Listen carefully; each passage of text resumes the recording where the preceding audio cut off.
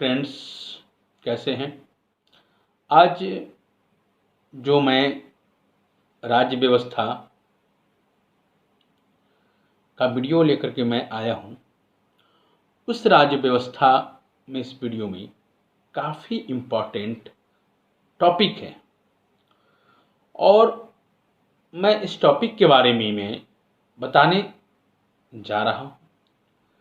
हम लोग कभी कभी ऐसे क्वेश्चनों में फंस जाते हैं, कुछ अनुच्छेद में फंस जाते हैं जिसे हम लोगों को पता नहीं रहता है और कभी कभी क्या होता है कि हम लोग तुक्का मार के चले आते हैं। इसलिए आप यदि हमारे चैनल को ध्यान से देख रहे हैं तो कृपया आप स्किप न करें और इसको ध्यान से आप लोग सुनिए और बहुत धीरे धीरे सुनिए, ताकि आपका एक एक नंबर आपके लिए कीमती है।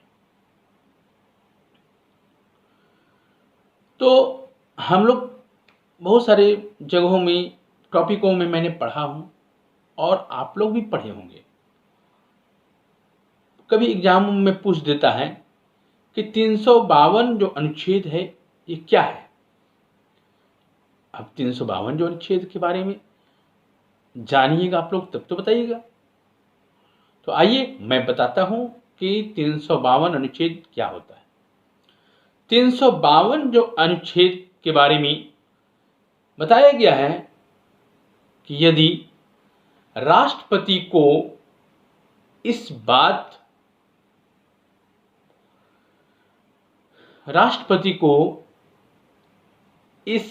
बात का समाधान हो जाए कि गंभीर आपात जो है स्थिति विद्यमान है और यह होने का निकट है, जिससे युद्ध और बृहद आक्रमण का सशस्त्र विद्रोह से भारत या उसके किसी भाग में संकट पैदा हो सकता है।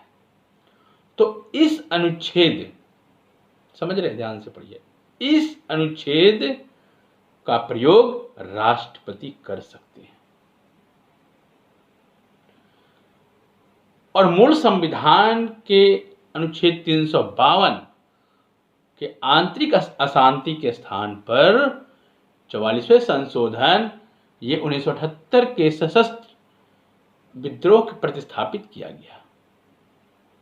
अब है उसमें आपका 355 अनुच्छेद। यह संघ का यह कर्तव्य है कि बृहद आक्रमण और आंतरिक अशांति से प्रत्येक राज्य की रक्षा करें।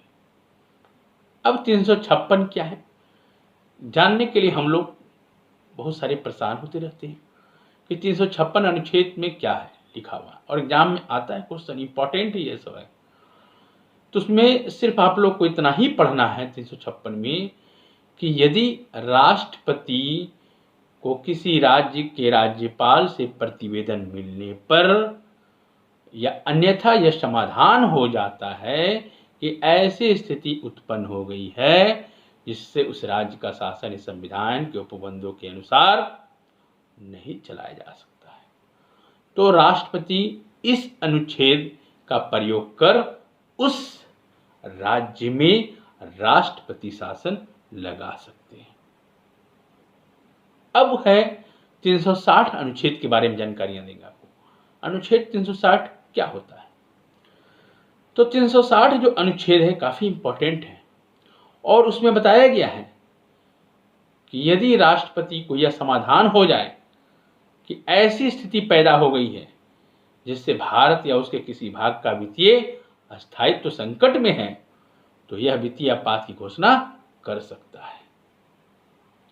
अब जो क्वेश्चन एग्जाम में आते हैं, पूछा जाता है आपसे कि केंद्र और राज्य के व्यवस्थापकों के लिए मतदान की जो न्यूनतम उम्र सीमा है 21 से वर्ष से घटा करके 18 वर्ष की गई थी।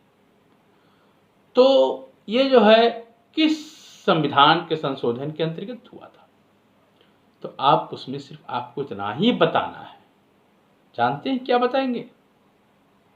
उसमें सिर्फ आपको यही बताना होगा कि 61वें संविधान संशोधन अधिनियम जो है वह 1988 द्वारा मताधिकार की आयु को 21 वर्ष से घटा करके 18 वर्ष किया गया था, जो कि 28 मार्च 1989 से प्रभावी हुआ और नवयुवकों के द्वारा 18 वर्ष की आयु पर मताधिकार की पहली बार प्रयोग नवंबर 1989 में संपन्न 9वीं लोकसभा के आम चुनाव में किया गया था।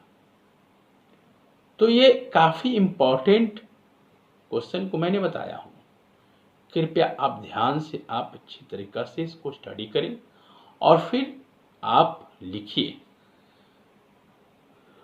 तो पहले बढ़िया से आप स्टडी करिए। Think bit more, have you done this right.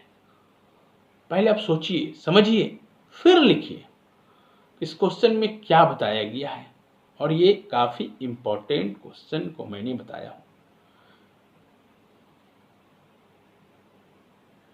राज्य लोक सेवा आयोग का अध्यक्ष जो होते हैं वह किनके द्वारा नियुक्त किया जाता है। अब तो क्वेश्चन ऐसा क्वेश्चन पूछ देगा आपको, ये क्वेश्चन जो एग्जाम में आए हुए हैं, जानते हैं किस में क्वेश्चन है। ये क्वेश्चन आपको 64वीं बीपीएससी में क्वेश्चन ही आ चुका है। तो इसलिए मैं काफी इंपॉर्टेंट क्वेश्चन ही बताता हूं आपको। तो राज्य लोक सेवा आयोग का अध्यक्ष जो है किसके द्वारा नियुक्त किया जाता है। ऑप्शन आपको दे देगा वहां पर, जानते हैं क्या पूछ देगा कि संघ लोक सेवा आयोग के अध्यक्ष भारत के राष्ट्रपति, राज्य के राज्यपाल और मुख्यमंत्री, और पूछ देगा कि इनमें से कोई नहीं, मतलब नन ऑफ दिस। अब बात है कि आप जानेंगे तब तो बता पाएंगे आप। तो आपको देर नहीं करना है, तुरंत मैं जो बता रहा हूं आपको ध्यान से सुनिए सिर्फ। तो उसमें सिर्फ आपको यही चीज बताना है कि राज्य लोक सेवा आयोग के जो अध्यक्ष की जो नियुक्ति होते हैं वह राज्य के राज्यपाल के द्वारा की जाती है। इन्हें हटाने का अधिकार राष्ट्रपति को ही है और राष्ट्रपति उन्हें इसी आधार पर हटा सकते हैं जिन आधारों पर संघ लोक सेवा आयोग के अध्यक्ष एवं सदस्यों को हटाया जाता है। गौरतलब बात मैं बताना चाहता हूं कि भारतीय संविधान के भाग 14वीं जो 14वीं के अनुच्छेद 315 से 323 तक राज्य लोक सेवा आयोग की स्वतंत्रता और शक्तियों के अलावा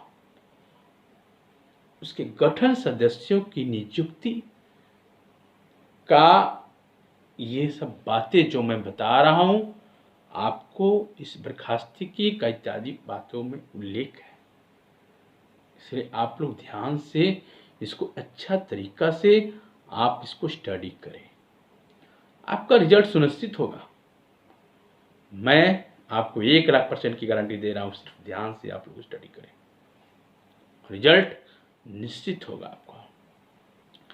पूछ देता है कि भारतीय संविधान का अनुच्छेद 300 किससे संबंधित है।